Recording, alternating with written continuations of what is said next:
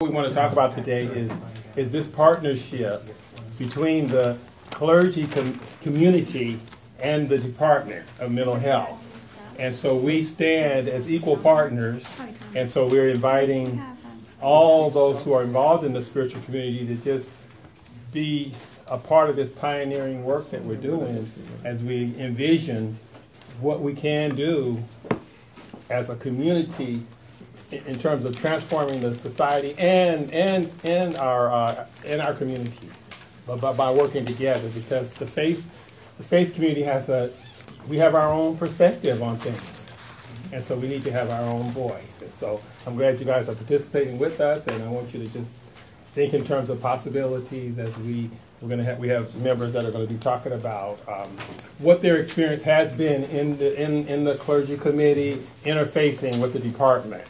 Which is something that, from what our understanding is, and Deacon Thomas will share a little bit more about that, but our understanding is that it's unprecedented, it's not happening anywhere else, and that in Los Angeles we're breaking ground. And I'm just so bold as to think that this is just part of a movement. This is a very big thing, that what we're doing, very significant, and so we just want to invite you into this process at some level. So we want to make sure we get all of your information, because we want to invite you into the process so that we can make sure that we're able to work together to make sure all of our needs are met as we address the needs of our congregants and our communities that have mental health issues. So with that, we're going to have an introduction of our panel members. I was waiting for our co-chair, Steve, because I want him to start off. I was so busy up there, I could barely break away. Yeah, because he's really our leader from the perspective of the clergy. And then there's another, he has a counterpart with the department, which is the other co-chair, a departmental representative. But again, this is an equal partnership with the clergy and with our department. So at that, we're going to have Steve introduce himself. Thank you. It's a pleasure to be here, and it's thrilling to see this event. This is my second one that I've been at, and it continues to amaze me, and I consider it quite miraculous in all senses of the word, to see the number of people who are like-minded, understanding that there has to finally be a shift in paradigm away from the purely medical, clinical, and really incorporate all the different pieces because we are, mind, body, spirit, and if we only address a part of that, we're not going to get to where we really need to be. My area of specialty is kind of unusual. I have applied spirituality to working with children and adults who have autism, and it's an area where that's not really been done very much. When children are diagnosed with autism, it's almost always an attempt to very quickly figure out what's wrong with them. The idea here is the parents are very eager and very concerned, and understandably so, and the goal is to very quickly, they've developed a lot of diagnostic shortcuts and labels and categories in which they can very quickly say, this is exactly what's wrong with your child. No one's really out there saying, well, this is exactly what's right with your child. And, the Buddhists say if you water the weeds, if you water the flowers, they will grow. If you water the weeds, they will grow. When you put that level of energy into what I call identifying, quantifying, and modifying every possible shortcoming, fixing the flaws, what does it feel like to be on the other side of that, to have your whole life organized about what's wrong with you? So the spiritual point says, you know what, in fact, my organization is called Vision of Wholeness, and the idea would be, and I was just talking to someone about that no matter what the child manifests, they are whole. They don't need to be fixed. They are whole like they are. Do they need to grow? Yes. Do I need to grow? Yes. Do they have potential inside of them? Absolutely. But if you're going to hyper-focus on where they don't measure up to somebody else, you're never going to see what they're made of. And the only way to see what they're made of is to get into deep relationship with them, to believe in their capacities, and to believe that they are, as we say in Hebrew, B'Tselem Elohim, that they, like every other human being, were created in the image of God. And whatever neurological issues they have, they're still created in the image of God. The way I look at it, they got their stuff, I got my stuff. At the end of the day, what I've discovered is they have enormous capacities that are being ignored, overlooked, and ultimately destroyed because of the hyper-focus on what's wrong with them. So that's where spirituality has helped. And knowing that there was an organization like this, that not only I didn't have to explain what I was doing, they totally endorsed what I was doing, was a true epiphany. And that's why it's always so exciting to have the support of an organization. And from what I can see, LA County DMH is way out on the pioneering edge of this compared to other counties and other states. So that's what I do. If you know any folks who have children or whatever with autism, this is a whole new way of looking at it. Well, thank you. I wanted to say briefly that my closest friend has a boy with autism, and he knows he's adored. Well, that helps. Oh my goodness! That's where you got to. He's just started school 3 days ago. Congratulations! First day he cried. Next day it was like, yeah. You know? So yes, it does. Absolutely. Yeah. Well, thank you for sharing too. And as you can see, you heard what Steve was saying. You see how that voice needs to be heard, and that's what the clergy can bring to this whole, engagement. A voice that's going to be coming from a whole different... To advocate for them. Right, Absolutely. from a whole different perspective. And that's what is needed. And that's what makes me have such hopes and the possibilities of what we really can do. So Calvin is going to share. Now, can you introduce yourself and what this has meant for you and your organization? Thank you. Thank you, everyone. I'm Calvin Xi. I'm with the Buddha Tzu Foundation. I don't know, probably, not many of you know about our organization. Yeah, but Tzu meaning compassion, Ji meaning relief. And we are a volunteer-based, humanitarian, NGO organization that we provide humanitarian aids and emotional and financial support to people and to community locally and internationally. And actually, we started 40 years ago in Taiwan, and started with only 30 housewives, 30 supporters. Our master, Dharma Master Chen Yan, encouraged those supporters. Every time when you go grocery shopping, you just buy a little bit less to save to only 2 pennies a day, and then you can save that money and then put it into the bamboo bank. And collectively, you can use the money to help the poor. So that really encouraged everybody. They say, okay, I can do that. It's not really affecting, my life.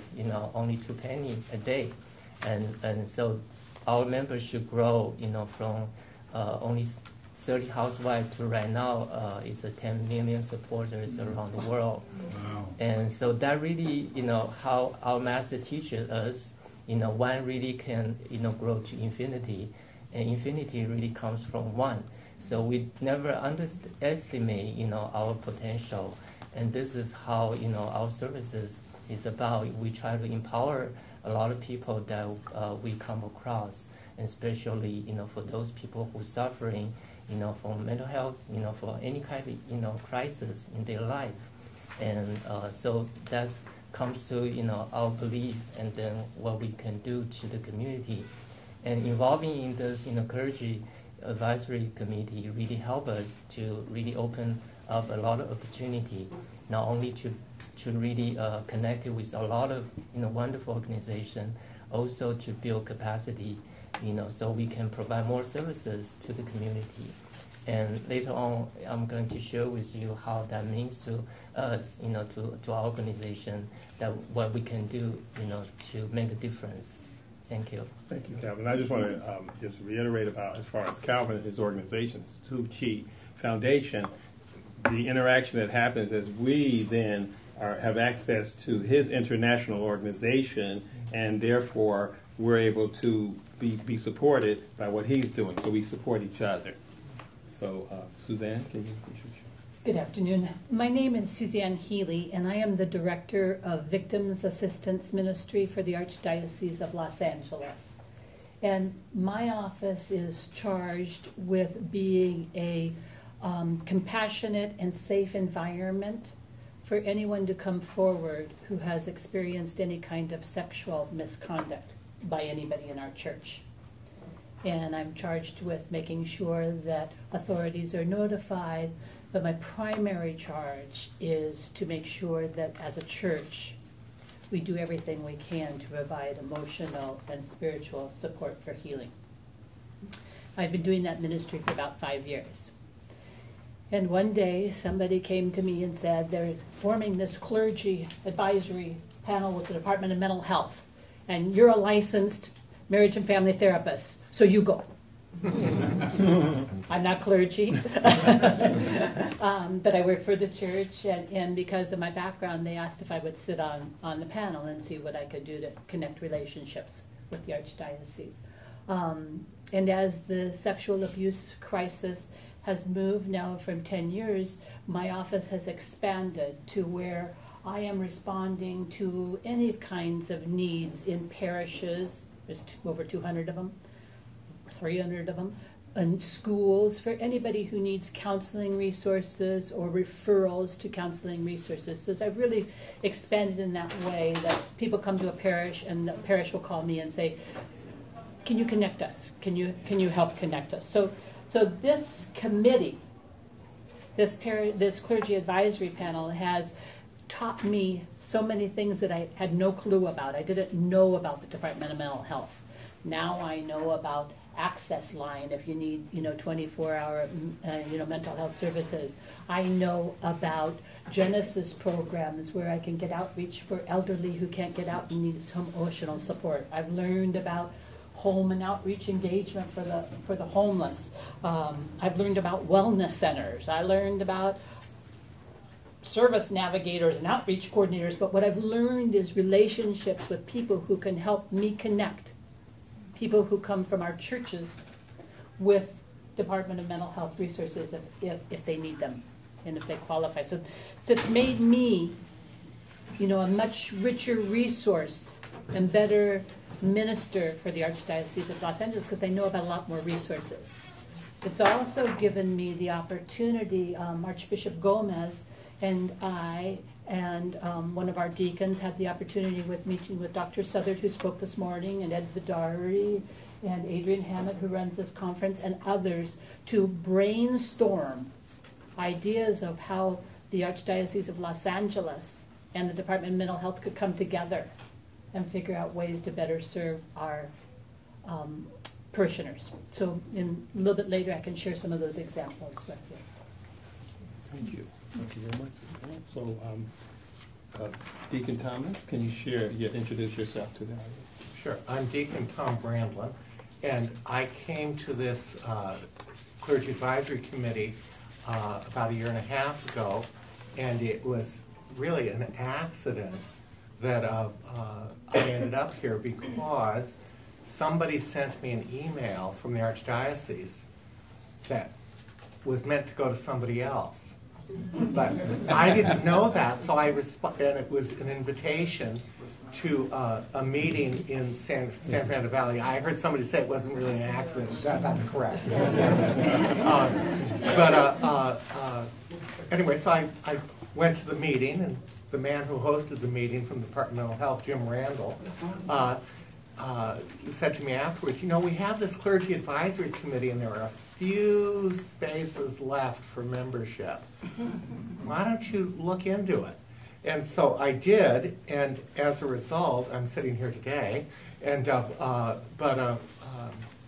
one of the functions of the advisory committee is to advise the Department of Mental Health. What we have done is extraordinary. It's very unusual. In the first place, no other county in the United States is doing what the LA County Department of Mental Health is doing as far as integrating spirituality and mental health recovery. The department came to us at Dr. Southard's invitation and asked several of the committee members, I wasn't one of them, to work with Dr. Shaner, who I believe is the medical director, to create what are called the parameters for integrating spirituality into a client's clinical treatment. Now, parameters, think guidelines, it's the same thing. But it's a policy of the department that affects the clinical staff. These are the parameters. There are 6 pages.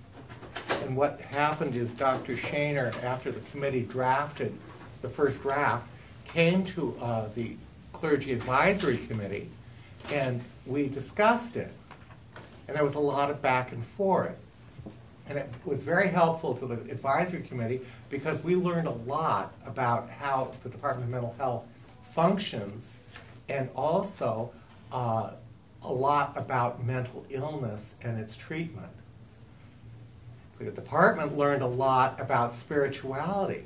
And the thing about the parameters is the underlying principle is that the interest in spirituality has to come from the client and or the client's family. It can't come from the department. But many people have an interest in spirituality who are also seeking clinical services from the Department of Mental Health. So, you know, it's not a big deal as far as people trying to get people interested in spirituality. They are. It's unique that any advisory committee would have such an involvement to such a depth in the formation of a policy affecting staff, especially clinical staff. And so we did that. They came back with a second draft. We had another discussion, not quite as long, and they made a few changes to it, and now they've approved this policy for the clinical staff. The interesting thing to me is that last night I was talking to a person who's on an advisory group, not a clergy advisory group, but an advisory group to a mental health department in a county in Northern California. And they've taken these parameters, changed everything that refers to Los Angeles County, changed it all to their county name, and tweaked it a little bit, and they're awaiting their director's signature to adopt this policy, these guidelines, for their clinical staff. Thank you, Thomas. And so then this is what we're wanting you to invite you into this process, and I'm wanting you really to think as we're sharing with you, because we're going to open it up for you to share as well and talk with us and ask us questions. But do you see this as significant? What are some of the possibilities that you see for your ministries or for whatever area that you're involved in, and what resources, needs do you have? So we want you to think along those lines, and we will be, so that's why it's important that we get everyone's name and contact information. We definitely want that, and we're going to first initially direct you to the outreach and engagement individuals that are serving your service area, but we also want to just really bring you into this process of what we're doing. So with that, could you introduce yourself, Pastor Randy? Thank you, George. Mm-hmm. Yes, my name is Pastor Randy Carrillo. I'm born in Boyle Heights, which is just over the bridge here. And I was raised in an evangelical church for a Mexican family. That's pretty rare. But my parents were involved with getting churches together and having conventions and things like that. So I grew up in that arena, and I'm doing that now in my life. We have a coalition called Church of the City Faith-Based Coalition in Northeast Los Angeles. That's Eagle Rock, Highland Park, El Sereno, Lincoln Heights, that area. And as we started, it already existed. It was just for the pastors, but when I started to be the facilitator, I started inviting the government in, the mental health departments and police department, and the pastors were asking me why am I doing that, and I said, well, I don't know. Let's just see what happens. You know? I kind of knew, but I knew there was time to get out of the building and to be part of the community and to give life to the community, not preaching, not force feeding, but just doing good and loving the community, just like we love each other here. I don't know if you can tell, but these are all my friends. And we got to have a barbecue or something. All right.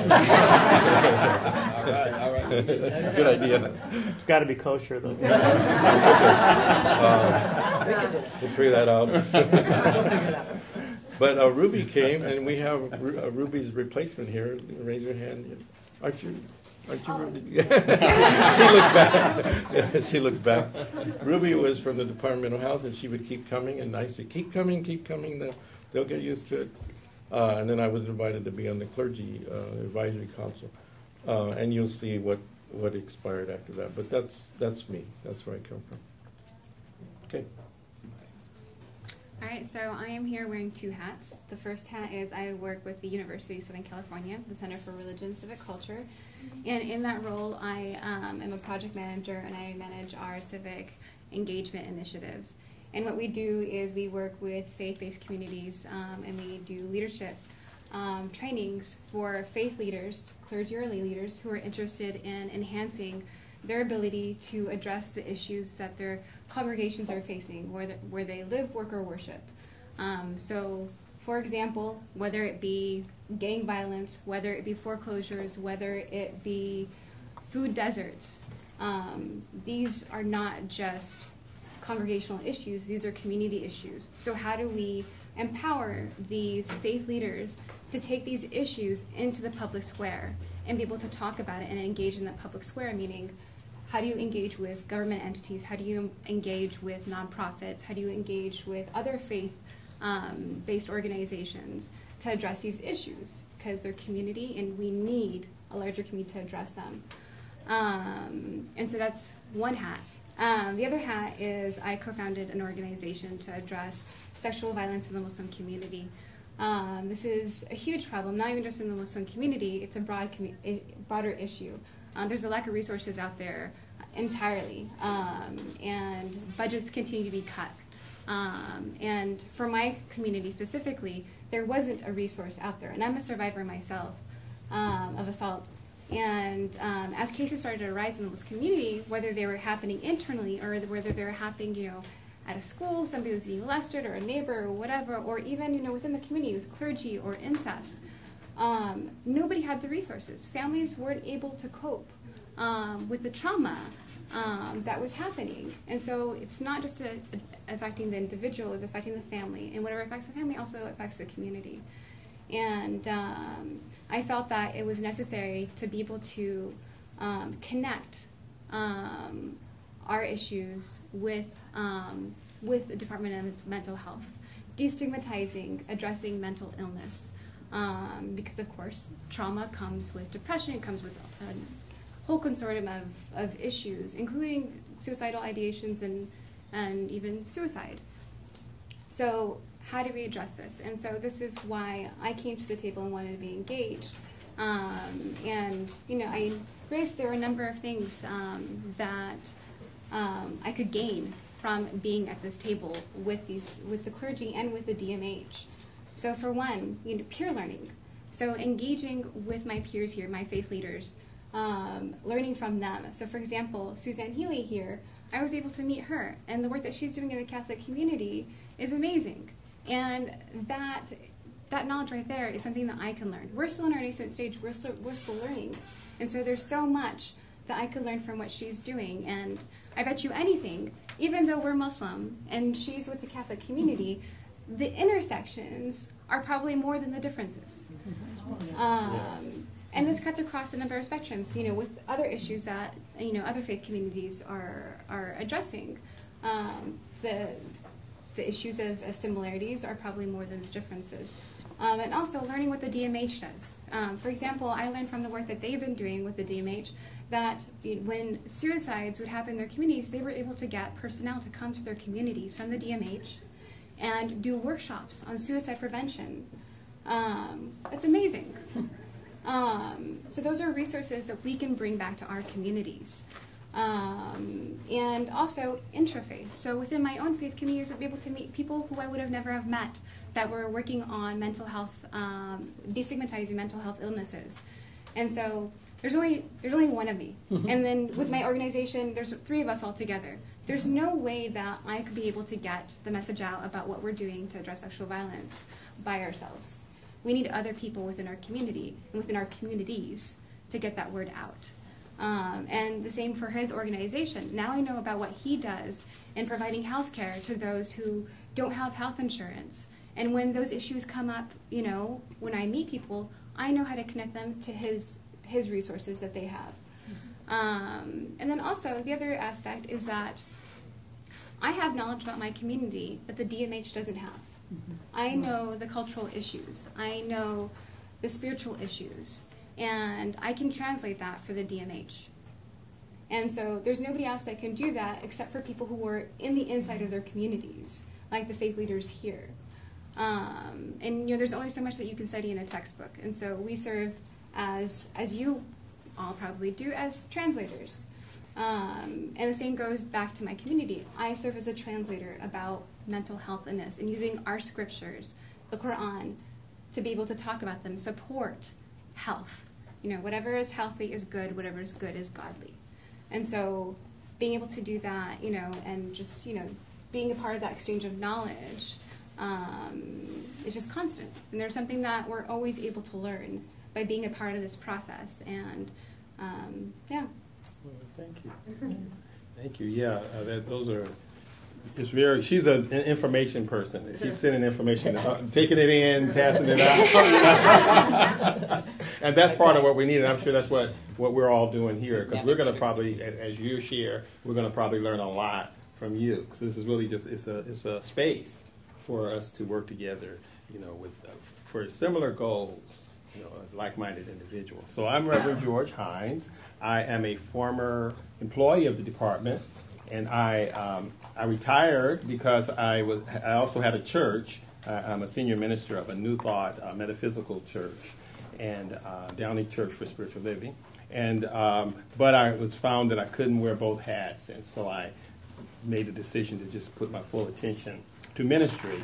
But I've stayed involved with the department because I see this as an issue, and even in my congregation, I have individuals dealing with mental health issues. So it was just, to me, an opportunity for me to then, because I was on the administrative end, but it was an opportunity for me to then also be able to use those connections to provide resources for my congregants from Department of Mental Health. So it's for me, it's been very beneficial as well. So now I'm going to ask some questions, and then we're going to give you also an opportunity to ask the panelists questions. But I'm going to ask the questions to the panelists. I'm going to want the panelists to just give us some specific examples of how this has benefited you, maybe some cases, you know, why you got involved, some of the outcomes you experienced, and then to stretch and think in terms of what are the possibilities. Where could this possibly be leading us to? So then I'm going to start with you, Suzanne, and can you share with us some of the people you've worked with, or just share your experience with us with some examples, please. Thank you.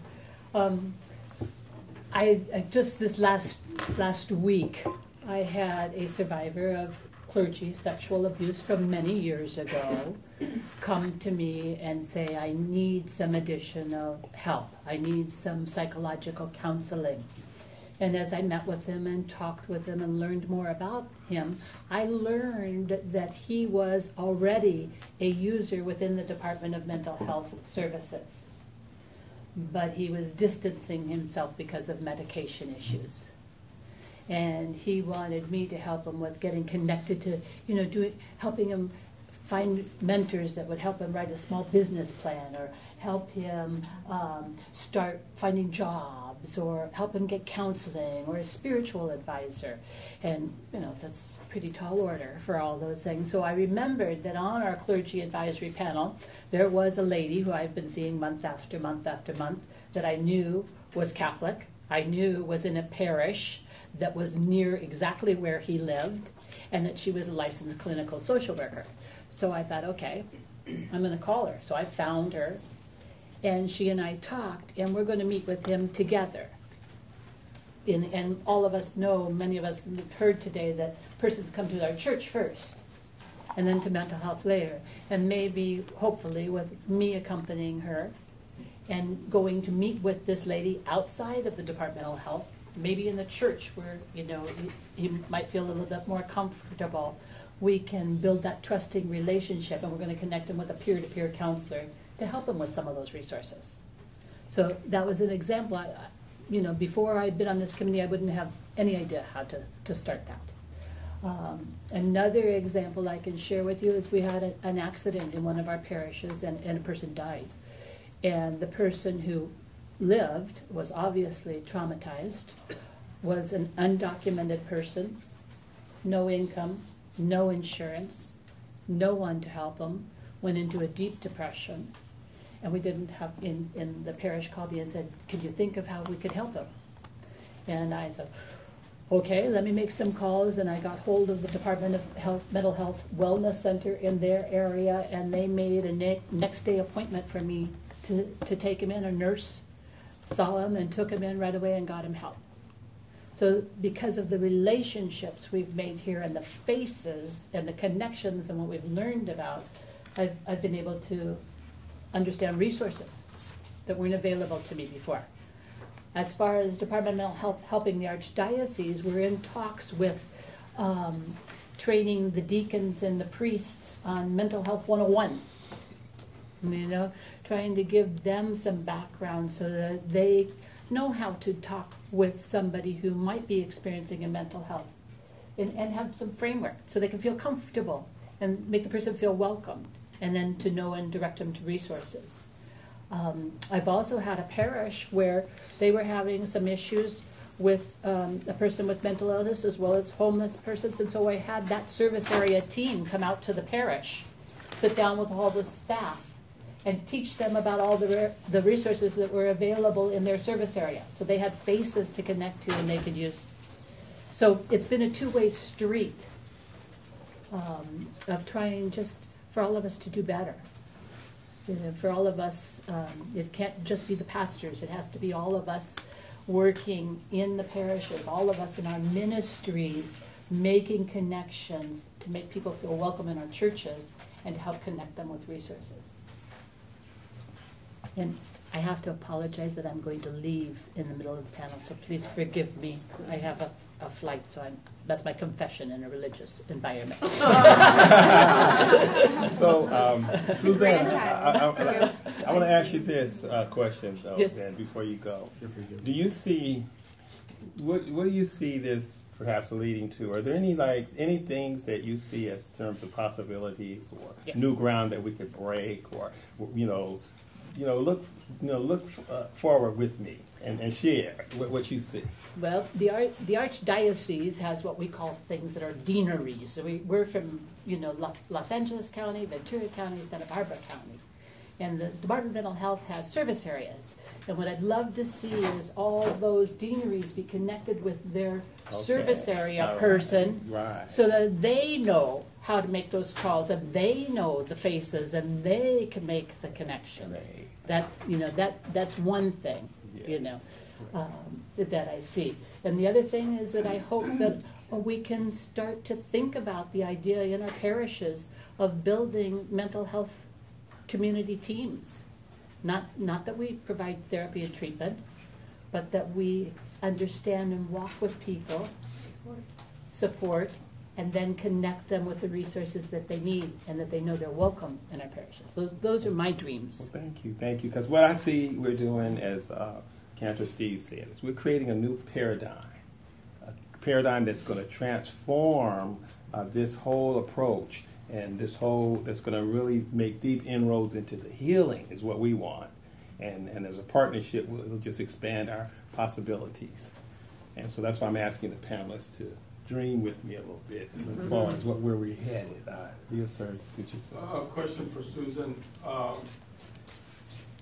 This dream, this goal, are you referring to as we have bereavement ministry? Then this would be mental health and spirituality ministry within the parishes or each parish? I'm visioning that there's parishes that have resources that want to create a congregational mental health team. Okay. And we can help connect them to do that. Okay. Thank you. That's what those are my thoughts. All right, thank you. Well, Steve, I want you to share with us some examples of your work in the autism field, and how your participation in this group has enhanced that work, and perhaps how the religious or spiritual community has enhanced the DMH and made things better for the department. One of the things that I thought of and I didn't speak about earlier, which is very, very clear, one of the things that we have advantage to, and I hope, as we begin to be able to find ways to share what we benefit from with a larger circle, that's one of the things we're looking at. We do know that an advisory committee, by definition, has to remain within certain size, but that doesn't mean that the things that we benefit shouldn't be available and I'm sure that's what a lot of you were thinking here. Boy, these guys are lucky they hear this.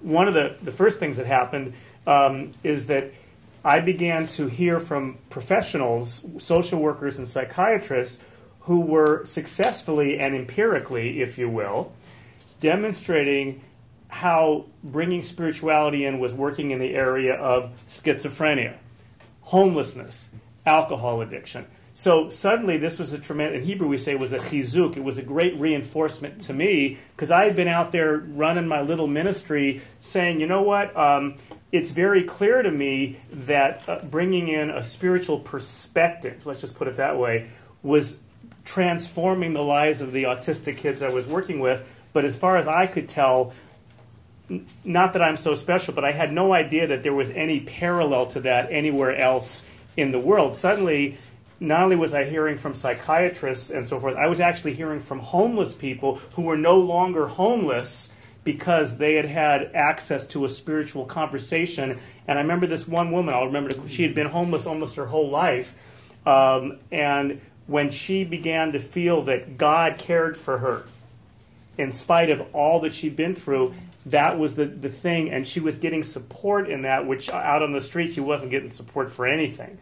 So this immediately reinforced my notion, okay, they're doing this in other areas. I want to be a pioneer, and I want the Department of Mental Health, and this is the two-way thing there, I want to begin to say it may be that autism has not officially been defined as a mental illness, but it manifests a lot. There's a lot of OCD behavior out there. There's a lot of tantruming. There's a lot of screaming. I also wanted the Department of Mental Health, because they're very into doing things that are preemptive.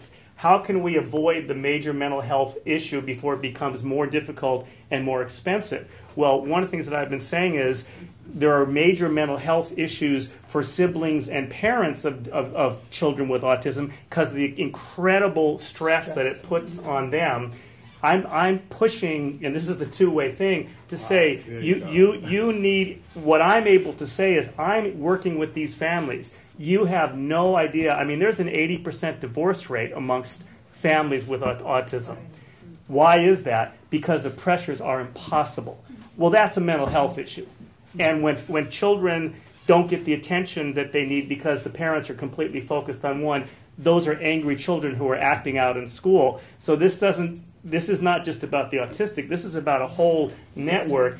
That's a community. And we're going to see, if we don't deal with this proactively, we're going to see real serious, and I'm already dealing with siblings who are cutting, who are suicidal, who are angry, and there's nothing, they're not the one on the spectrum, but they're manifesting more than the ones, and so this is where there's a little give and take in saying, I'm seeing something, and that's what they're looking for. They're saying, okay, you're a clergy person, you're in these people's homes. I am. You're working with these. What can you show us that we in our building here would never see? And they're actually open to us. What I love about this organization is that so many of the bureaucracies that I work with were kind of interested in what I was doing, but could figure out no way to bring it in.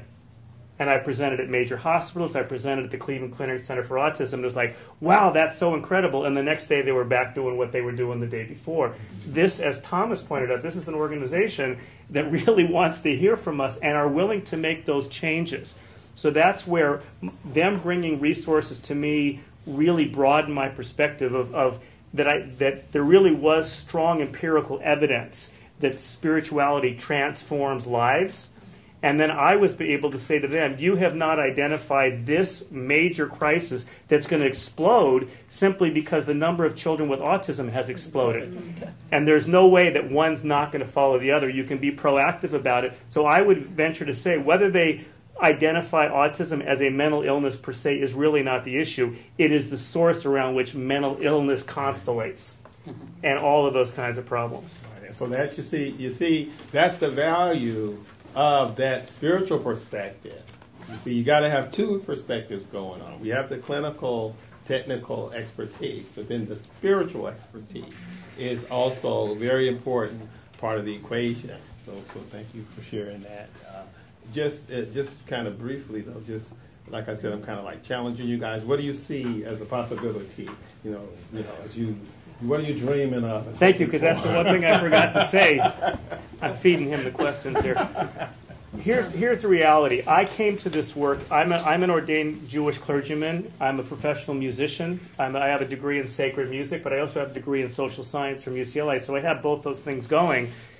When I began to interact with the children as I was training autistic children to have bar and bat mitzvah, which up until a few years ago they weren't allowed to do because people thought they weren't capable of it. When I began to see how transformational it was, I began to ask the question as a social scientist, what is this process that's so beneficial to them? And if it's so beneficial, why are we treating it like an extracurricular activity? How come this isn't the core of their therapy? Because they're being hammered by this and by that. And I realized that one of the main thing is that I was the only person in their life that had no agenda for them. I didn't need to change them. I didn't need them for them to be different. Their speech didn't have to improve. Now, if in the process of getting up in front of a group of people, their speech did improve, I'm all for that, but it wasn't like a requirement. So I was like the only non-anxious, non-demanding presence in their life because their parents are so worried about them. And I don't judge them for that, but from the side of the children, they're always being asked to be something different than what they are. So my goal would be this. I looked at it and I said, you know what? If Jewish tradition and Jewish liturgy and Jewish, ritual is this beneficial, it's impossible that this could only be true in the Jewish tradition. Every tradition would have to have that, and I need colleagues from different traditions who understand those communities because I only understand mine. But I could share with them how I did it, and then they could apply it. So suddenly I was thinking, where am I ever going to meet a whole bunch of spiritually oriented, evolved clergy, and then bam, here they are. So that's the vision that I have. Great. Okay. Well, Pastor Randy, I want to ask you to share. So part of what we offer is we're free beyond the red tape of being in a governmental agency to actually use spiritual tools and say what they are, and meet people right where they are. So I want to ask you, how has that been a factor in your work? And then I'm also going to ask you again, like I've asked everyone else, to dream with me for a minute and tell me where you think this is leading or can lead. Sure. Northeast had a small group of pastors called the Highland Park Ministerial Fellowship, and it kind of died down. And 2001, they asked me to be the president. When there's two people left, I said no. But then I thought about it. I said, wait a minute, it's time, because the ground has shifted. It's time for a new vision. So I went back and said, okay, I'll be the president. I said, we're spiritual leaders. I invited all the people back, all the pastors back. They all came back, about 30 people. I said, so we're spiritual leaders, so we should have a vigil for the community. Let's start with prayer. And then we can put legs to our prayers. So 3 years went by. Nothing happened. So I thought, well, okay, I guess it's not going to happen. So I thought to myself, I'll just give up. But two pastors came to me, Spanish pastors, and they said, you're right, we need to have a prayer night. So I said, okay, let's make it bilingual community. We rotate our meetings, so we asked the church to host it, and the church was big, about 500 seats. On the way to the meeting, I said, okay, there'll be about 20 people there, 30, I'll be happy, So I walked in, and there was 400 people there, ready to pray and ready to put legs to their prayers. I was like, okay, this is bigger than me. This is not me. I tried for 3 years. It didn't work, So we started praying once a month, and then at the meeting I said, we're going to have as Bible people, we have to have a base for going into the community and a base for helping our people other than spiritually helping them. So I used 3 scriptures, and one of them is Jeremiah 29:7. It says, seek the welfare of the city or I have sent you. That's a prophet saying that. That's when they were in Babylon, so they weren't even in Jerusalem. So it doesn't matter what city you're in, whether it's a bad city or a good city, we're to seek the welfare of the city, and that means people. That means taking care of people. And then it says, and it'll be good for the city, but it'll also be good for you. That's the win-win situation, which God always does that. The other scripture I use is the Lord Jesus as he grew. It says in Luke 2:52, it says that he grew in wisdom and stature and in favor with God and favor with man. So here it is again. We are to affect man. Again, not just spiritually, but wholeness. And we are made up of spirit, of a soul, spirit, and body, not just body, and not just a physical part of us, but we're made up of spirit. So that's where this all comes in. Healing happens when we bring all three together. And then the last scripture is Luke 10. I love this scripture because the Lord sent out 70 people, and he says, when you go to the town, he says, first say peace. He didn't say go and preach and tell them they're going to hell. He said, first say peace. And when you say peace, if they receive it, they'll feel it. He says, your peace will go on them. And we do that. We just go in the business and hi, peace.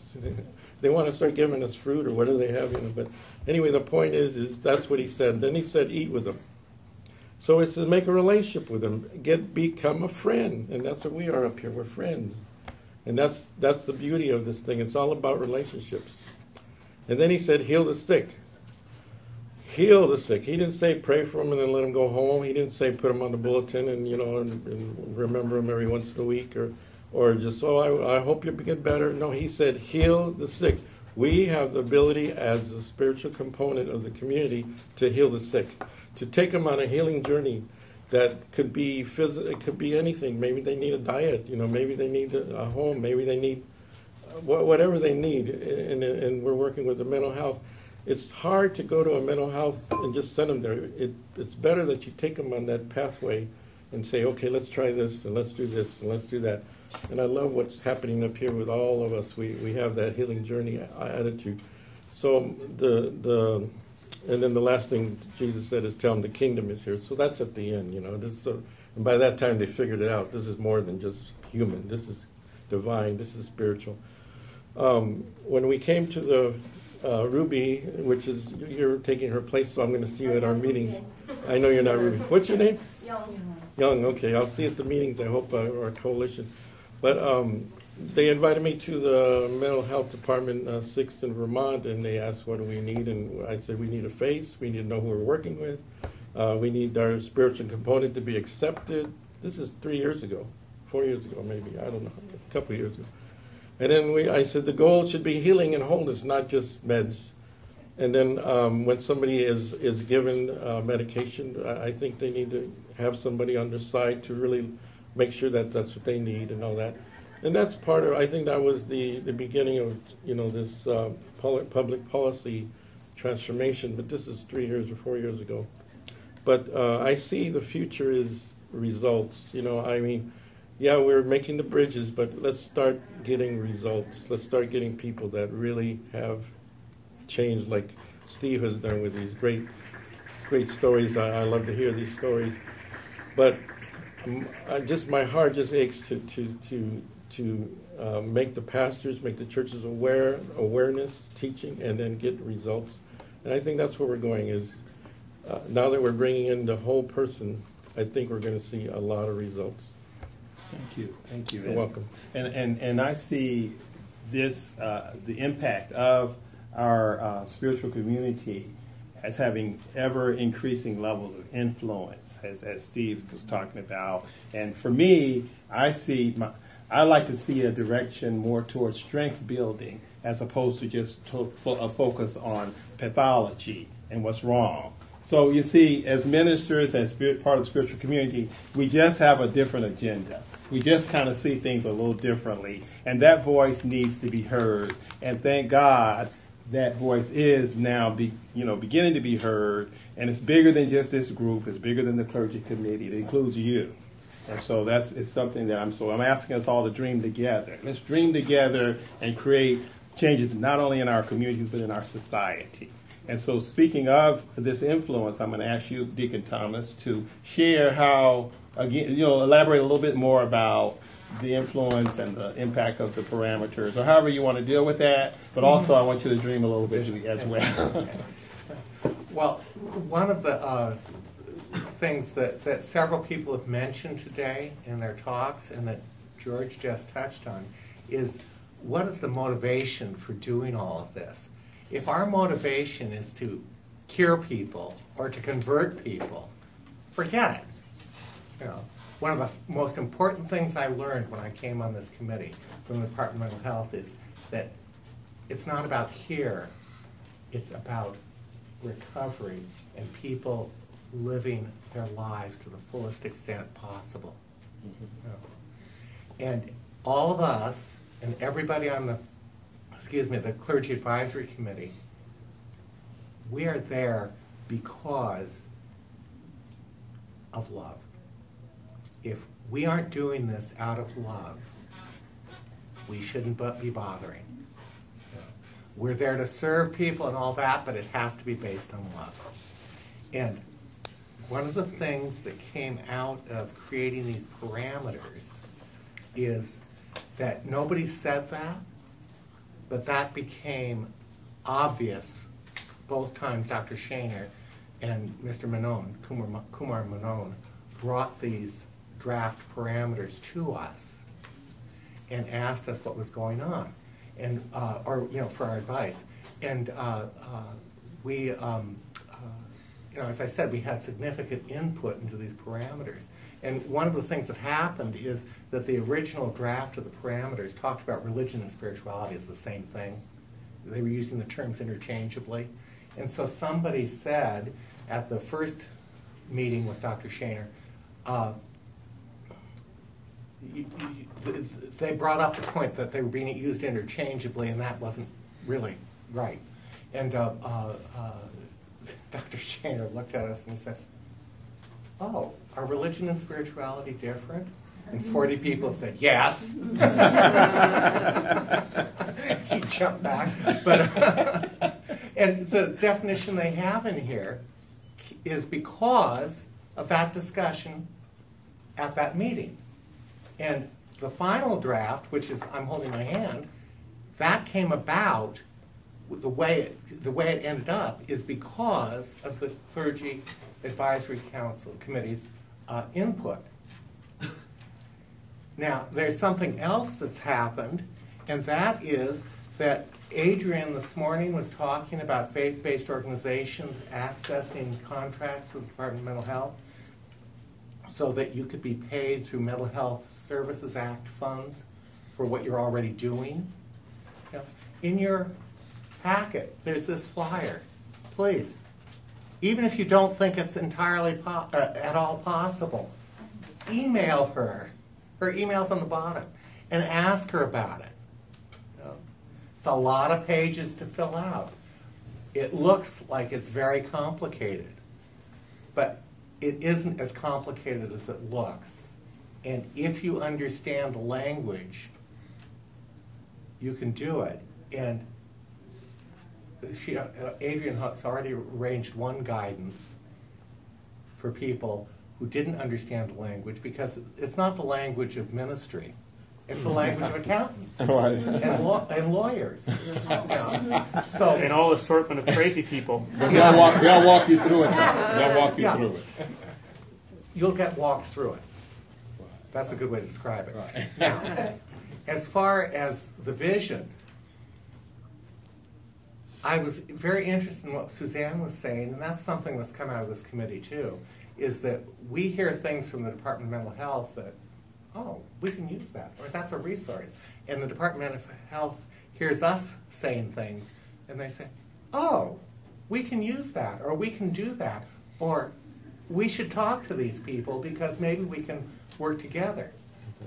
That's happening all the time. It happens between us as individuals in small groups.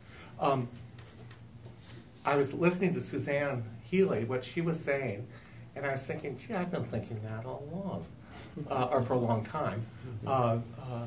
Maybe she and I should talk.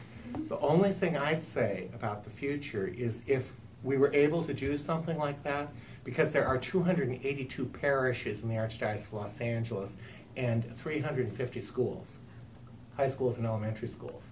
You know, that's a lot of groups of people, and they're all over. But we shouldn't just limit it to deaneries and Catholics. We should invite other faith-based organizations into it. And maybe even some non-sectarian, non-profit organizations who work in the mental health field. Well, thank you, Thomas. All right, Calvin. Well, your organization is providing a lot in the area of support for training, and that's another thing that the department does. Is they provide training and help, like for suicide prevention, stigma busting, and they provide their expertise. You see, it's expertise on both ends, and so the Sue Chi Foundation, of which Calvin is the director, has been instrumental in supporting this idea of providing training. So share more in detail, perhaps, your role in this, and also your vision for what possibly could happen in this partnership. Okay, thank you.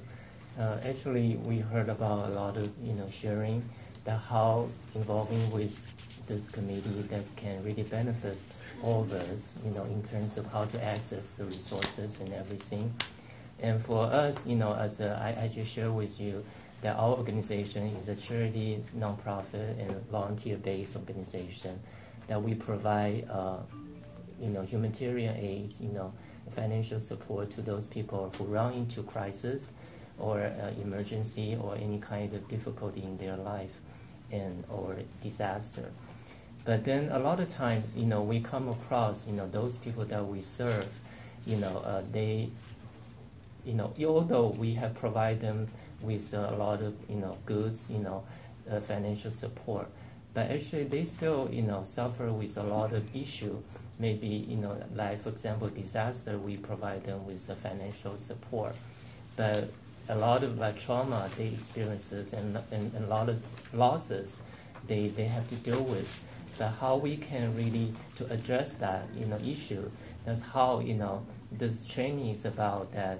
Really come so critical and essential for our volunteer, how we can address those issues and really to help them in the role of recovery. And this is how by involving with this Clergy committee, we are blessed that last year this Department of Mental Health they have the same conference in downtown the Endowment Center, but because one of the keynote speaker, he's coming from Seattle, and he provided the training on how to build a congregational mental health team, to help each of your congregation to build a mental health team to really address those issues for our congregates, So, and then he really offered, his training. He said, okay, since he's here already, so he can really to spend one more day, just give it to us for our congregation to help us to build the team, provide our training. And then this committee, they asked, whether our organization can really facilitate to accommodate this training in our facility, because we are stationed in San Dimas, our headquarters. We happen to have an auditorium can accommodate like 300, 400 people. So we provide that training together with Department of Health. And so we have a one-day training. And actually today there is a workshop. Actually there are two congregations. After that training, they already established their mental health team in their congregation because of that training. So we really feel very blessed that, because this kind of collaboration, they can build the community capacity, for all of our community that we serve, and also to help our volunteer, to really can learn about how to address those issues. Like just Reverend Suzanne was saying that how to build a caring congregation. Education is the first step, and education really requires training as well.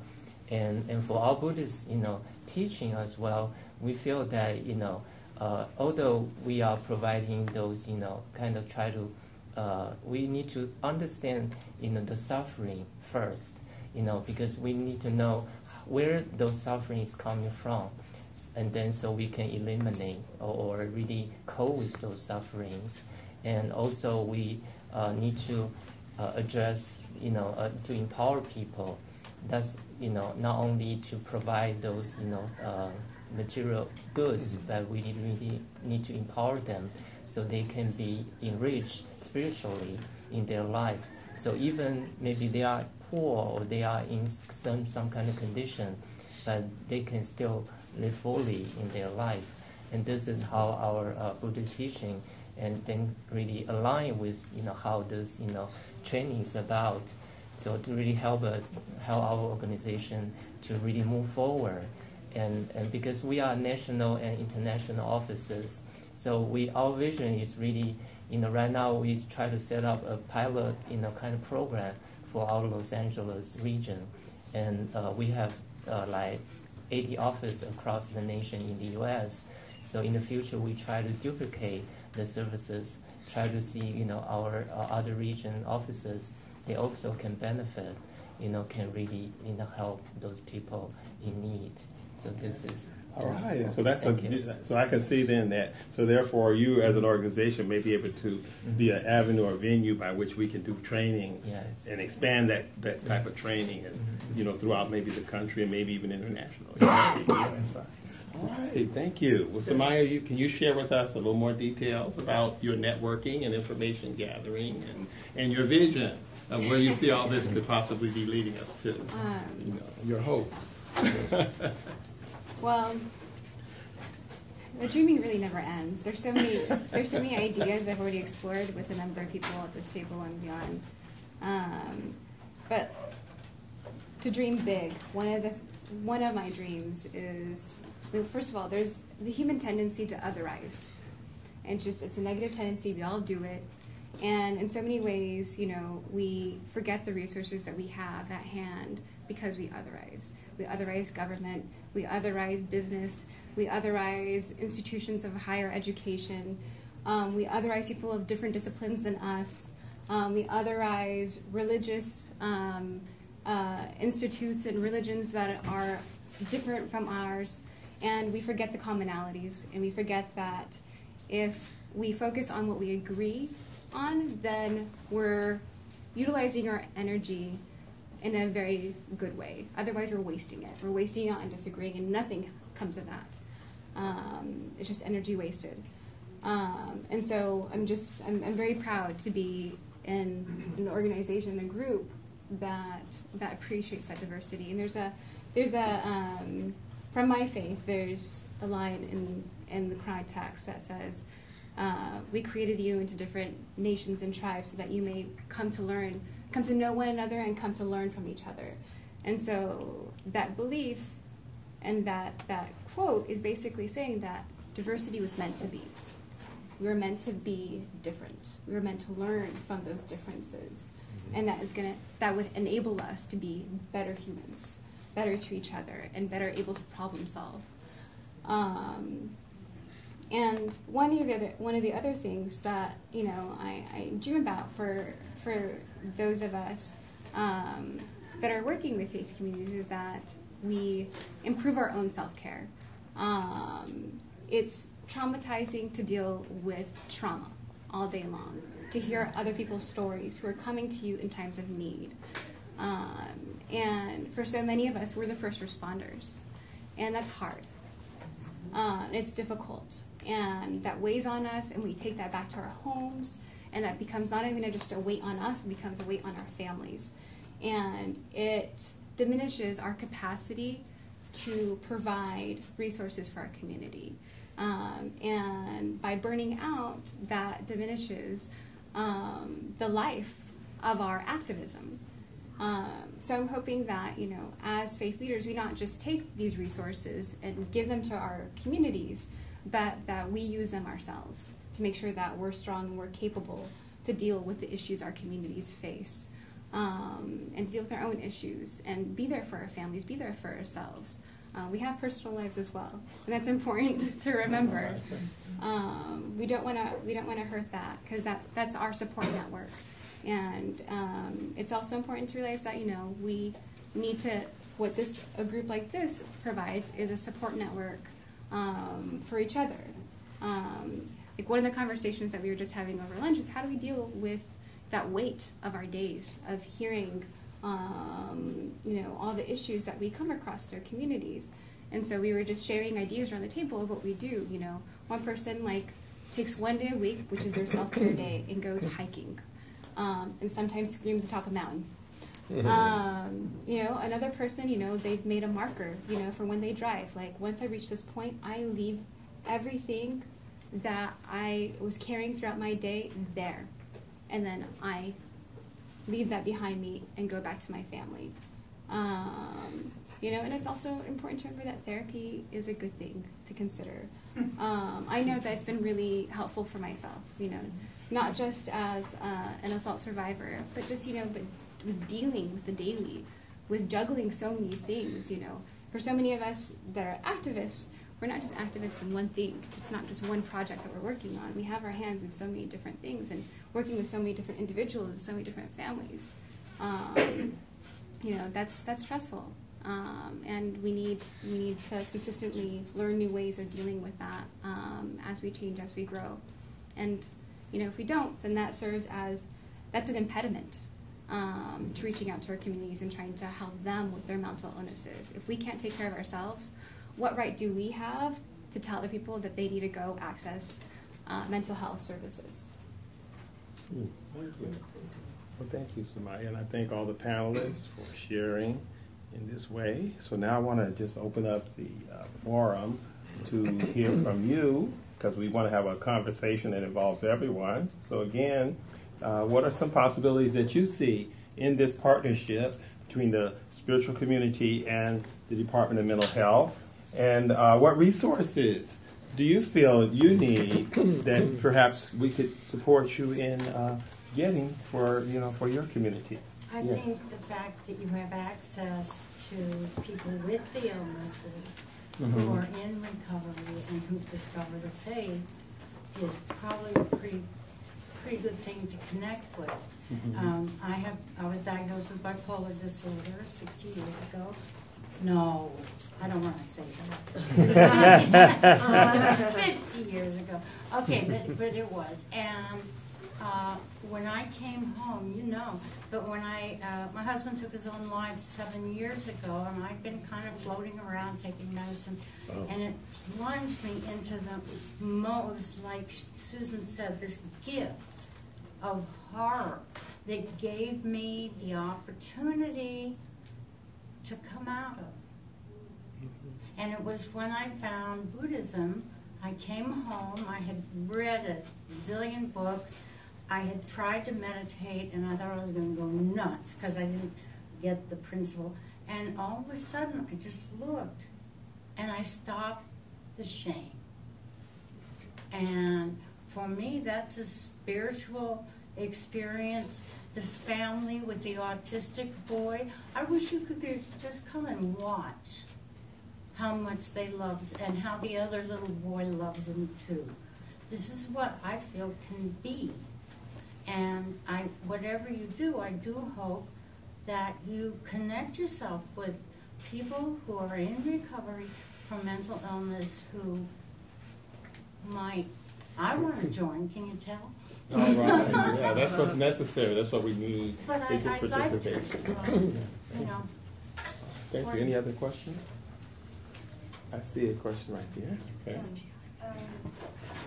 As a mental health, I'm just wondering, unless you do have your individual spirituality experience, it's hard to understand clients and based on clients' own spiritual experience, whatever culture, basis. And so your current advisory committee, do you have any plan to educate, like as mental health professional? How do you educate the spirituality to the mental health professional to understand clients' individual spirituality, the better.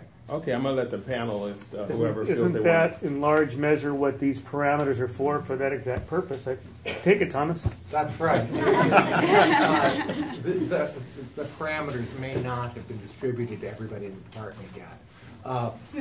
But the departments, the parameters rather address that very issue. And the department is making available, at least I understand they're making available us as a resource to staff, so that if you're, for instance, I'm a deacon in the Roman Catholic Church. If I meet somebody who's a Buddhist, I really have no idea culturally where they're coming from. You know, I can call Calvin, and Calvin can help me through, or put me in touch with somebody who can walk me through it. You know, that is available to your staff in the department. I also want to say that many of you have, I've very much had the experience of being with people of faith from other communities and having a great deal in common with them, and having very little in common with someone of my own tradition who has no faith. We may have the same DNA, we may have the same bloodline, but they're not into any of this. They deny everything. They're not connected. I think if you open your heart to your own spirituality, I think that's one of the distinctions between spirituality and religion, is that if you get down to kind of the base level of having some sense that there's an order to the universe, that there's a benign something, an energy, whatever that is, in some respects that goes to what Sumaya was saying about what unites us is probably more similar. I wouldn't immediately panic that, oh my God, I'm not a Catholic, or oh my God. I think if you let people talk about how they feel loved and supported, and if you've had that experience, it's helpful if you have. But particularly the fact that you might language it a little different than they do. My experience has been, when I get together with people who, as my daughter once said, well, what difference does it make whether it's Jewish, Christian, or Muslim? I just love God. She said that when she was 10. I said, boy, you could come lecture in my synagogue anytime. But that's really kind of where it's at, that if you strip away some of that, I always just say, trust your heart. Okay, you had you can Well, first. I wasn't going to say anything. I shouldn't say, I wasn't going to say anything, as we shared before earlier. I'm a Buddhist also, and I chant Nam-myoho Renge Kyo. I've been doing it for 44 years. And our organization, it's in 192 countries. And if you come to the meetings, you'll see that it's of all nationalities, all faiths, like in one room. So people. did you have like a question or a comment? I was just going to say that it was just, I would like to incorporate, maybe that you people, not you people, excuse me, panel, can, also maybe do like a presentation there, because we do incorporate a lot of, spiritual people. All right, thank you. And I have your information. Yeah. So you gave me some. Now ma'am. Have you read Ono van der Hart?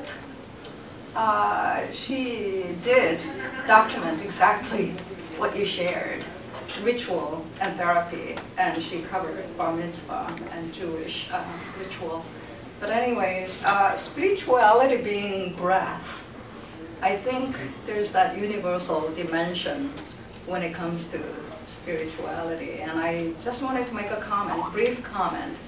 I've been waiting for this moment more than 3 decades. That I had to do another 10 years of study after my BA, did counseling psychology and master degree, and I thought, why are they separated from spirituality? And how can healing take place without God and spirituality? So why do they have to compartmentalize psychology from spirituality? That was a 1977 question. From there, I went on to studying theology, and then why did I exclude so many other people groups' questions? So then, from there, I had to move on to cultural anthropology to see theology from cultural context. So today, as I heard, mental health department and clergy and religious spiritual community coming together, I'm going, finally, bingo, I didn't have to spend this much money. So I have a project that I really enjoyed, Adrian's presentation, that even faith-based nonprofit organizations can have access to Department of Mental Health funds. And I really want to bring this to Korean American Christian pastors, male clergy, and elders who go to civil court. Am I being taped? And litigating for more than 8 years because of historical trauma that's been accumulating, that's never been addressed. So tomorrow I'm organizing with the United Methodist clergy and Presbyterian clergy to address somehow, I just did with Fuller Theological Seminary in March, healing of memories with Asian American dudes. Now, what is your name? Youngly Curtis. Did you sign our list here? Oh, I see you right there. Okay, I put a little star there. And they just ate it up. And Right. now I'm getting a request to do it in Korean language for this first generation who are not aware how traumatized they are. So that's in the planning stage. Well, thank you for sharing that. And I wanted to see if any other questions, if we had any other questions, and then we can have more dialogue as much as the time will permit. I would just like to support what the co-chairs have said and others have said, that this is an important trend-setting thing that's happening. I'm involved with a project called the Interfaith Collaborative on Mental Health, way out in the Pomona Valley, which is the easternmost part of the county. And Calvin, you've attended some of our events, and it's really quite remarkable to see the way that the Christian community has responded, the Jewish community, the Islamic community, and others, Buddhists soon, and already, I should say. And I think that the message that's being picked up by more and more congregations is that here is a stigma-free zone. You know, here's a place where it's okay to not be okay. Mm-hmm. And that's a profound message to families, family members, and to people with a diagnosis. It's more profound than we can even fully understand. And by the way, what you all are doing is spreading out. Kumar and Adrian has been very supportive to us, and there's a real network that's forming here. And what's your name? Richard Bunce. You're Richard, I thought that was you. Okay. We want to be in touch with you. See, you know, you're doing what's happening there is happening here, so we want to make sure that we're interacting and sharing information and supporting one another. There was someone's hand over here. Was there a question over here? Okay, so we have. Oh, I just want to make a comment. Definitely, it's so exciting to see what's going on here, and I see a great opportunity for this group as well as the clergy who are involved, the different churches that are involved, to actually also share some of these resources to the psychologists at schools, like the junior high and the high schools. I have my daughter in a high school who there's 2,000 students, one psychologist, and I just feel that they're ill-prepared into helping the youth in terms of dealing with their traumas. My daughter experienced a suicide at school, and it traumatized the entire school.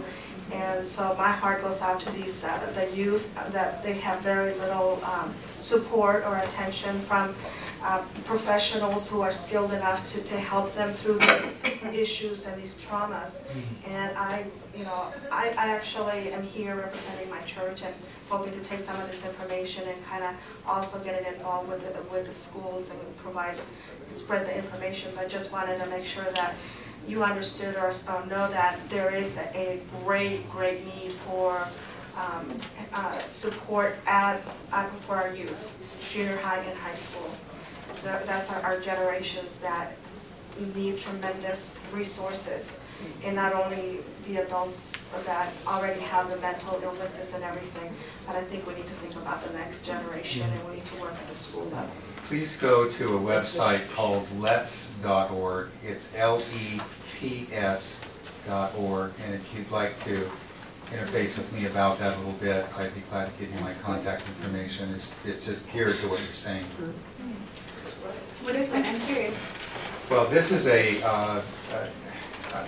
an organization that is loosely organized, growing very rapidly, in which young people have taken charge. They've said, look, you folks have all told us what we're supposed to think and how we're supposed to function with each other when we see each other in trouble.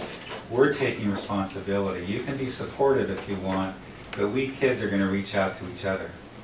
And it is a highly energized, creative effort on the part of youth to do suicide prevention, to be there for their friends, to deal with social media problems. And when they hear rumors on campus about somebody who's been sexually assaulted, they take it seriously and they respond. It's a very powerful and fairly new effort which has real potential. I'd be glad to put you in touch with a leader of that group. What was that website? It's lets.org. There's a question over here somewhere. Yeah, I do have just a quick comment of what I really love about being here today. I have a big issue with labels, and sometimes labels, make barriers among people, because if you don't usually talk to this person and you know that they're that, you may not talk. But if you meet together and you don't really know labels, you can strike up a friendship before you know what you think you know about people. And what I love here is if I would close my eyes and you wouldn't say who you were, there was just one message. There's oneness, there's love, there's caring. It's all one message. There was nothing different between what anyone said. And if I didn't know the labels, I wouldn't know that you're doing this and you're doing that. And that's, to me, the key to life in general, is that we're all connected. There's oneness and there's an inner beauty or inner whatever in each and every one of us. And that's what I love about that, because you're bringing this panel at the table was so good for me, because there's certain, places religions I don't know about, or spirituality practices that I don't know about, but I'm learning. But in the bottom line, it's all the same. So I just want to thank you for that. I was here to be a part of it. Thank you so much. Well, I just want to mention that I got a BA, I got a master's, and essentially it was academic. It was a psych and social course of study. But at the same time, after I got so sick and I came home and I had the experience that it's no shame. Love youth, we love everybody. It's that simple. I then took a wellness center, a peer counseling course. They're different wherever you go. Mine was in Van Nuys. And although it gave me skills and other skills, it was the principle of just being a person and their peers. And it's really quite something. It's very powerful. So do any of the, you had a question? I actually have a question. Okay. Do you find that getting the information out sometimes is an issue? Because in some of the work that my wife and I do, we find that the problem is there's good resources out there. Sometimes people are just not aware of it. And I think what you guys are doing is very appropriate, because sometimes people are just not aware of what's out there. And some of the things that I heard, there are resources out there. Do you find that you run into that people are just sometimes I'll not let one of aware? the panelists respond. Any of you would like to I do a lot of work with nonprofit organizations and congregations through one of my clients, which is a healthcare provider for the poor in a large area of Los Angeles County. And what I've discovered is I can get the information out there. People don't really pay attention to it other than to give it a cursory scanning until they need it. Right. So you really have to keep reiterating, this is what's available. We found the same thing. I was just wondering, do they have anything like grief counseling? Because I'm sitting here and looking at, I'm going through all the, my dearest friend just passed suddenly the other day. She was totally healthy and just passed away. And I'm looking at you, a young version of my father without the beard, and I'm seeing, you know, it's like what's going. And you look like a former boss of mine. I mean, everybody is like, and his name is George at the children's place at the Grove, and I'm going through the, you know, and I'm thinking that there's a lot of, because I've been that you still need to address. I've been able to you know, to raise my life condition and, you know, continue the same thing with passing of my mother. But what I find is a lot of times people are, if they're not really skilled, it's like, oh, you know, like get over it, or, you know, it's this or it's that or whatever. But it's like deeper, and I think you really need, a person really needs to get to that clearing and that process, because I mean, I've been able to function. Fortunately, but do you have grief, you know, like grief counseling? Well, there is a department does have. Because I've asked them, and if you're not on Medicare, Medi-Cal, you can't, you know, most of their stuff is very restricted, I'll say, with the department. I mean, I'm on Medicare because I'm over the Medicare age. Right. But I don't have Medi-Cal. And so most of their services you cannot get unless you're, because I've asked at the senior senior group we go to and different ones. And most of these places, so I don't know if your churches have, you know, certain things. But I mean, I think that's an issue, because nowadays you turn on the television, it's like everybody's being shot. Not everybody, but I mean, this is all you listen to, is people are being shot, and people are like, this is like a whole new phase of how do you deal with, you know, the grief and the loss of, you know, of people. And I think that this is a real issue, because I mean, I didn't have any mental problems, but it's just like this, you know, certain things you go through in life. Part of that whole area. It's the cycle of life, old age. Yeah. Will any other panelists want to address that? Did you have a response? I'm just happy to hear about the resources that are available to clergy. I am a chaplain at a residential facility for children, strictly boys, and I've always wanted to connect with people that will provide services or make clergy members aware of working with foster youth that have mental health illnesses. So, could I address her? Yes, of course. I know that various different denominations have what's called bereavement ministry. The Archdiocese of Los Angeles has that, and it's actually put together through the archdiocesan cemeteries. But it's supposed to be an excellent program. I know people who have used it, and they've been very well pleased. If you have a connection with a church, even though you're Buddhist, I don't think that matters. I have my reservation at the Holy Cross, along with my parents. Well, we're all over there. You know, that's the Catholic cemetery. Call your nearest parish and ask about bereavement ministry. And I'm going to give you my business card if that doesn't help. Yeah. Because not every parish may have it, actually. Call me, and you know, we'll see what we can find out for you. All right. Okay. Well, thank you all so much. But we're going to take one more question, and we have one more minute to go. I just wanted to add to what Tom was just saying, also to some parishes. I know our parish, where I'm from, we have what they call a 12-step spirituality group, which helps in different grieving or any other issues that you may have. And it's very confidential, and some parishes, I don't know if they have them around here in Los Angeles, so you might want to ask about that. Where you're like out of town? Yeah, I'm in Oxnard, Santa Clara Parish. So, but I don't know if any of the parishes here around the area may have that also. So it's a 12-step program that they have, almost like AA, but it's more geared towards spirituality or people who are grieving, whether it's a loss of a job or loss of a loved one, et cetera, et cetera. So several of the parishes do that. They have that program? You all have healing hands and healing hearts, and the system needs you. Yeah. Thank you. We all do, right? Bless you. Thank you. And thank you all too for coming and sharing. And we will be in touch with each one of you who left your email. I promise you.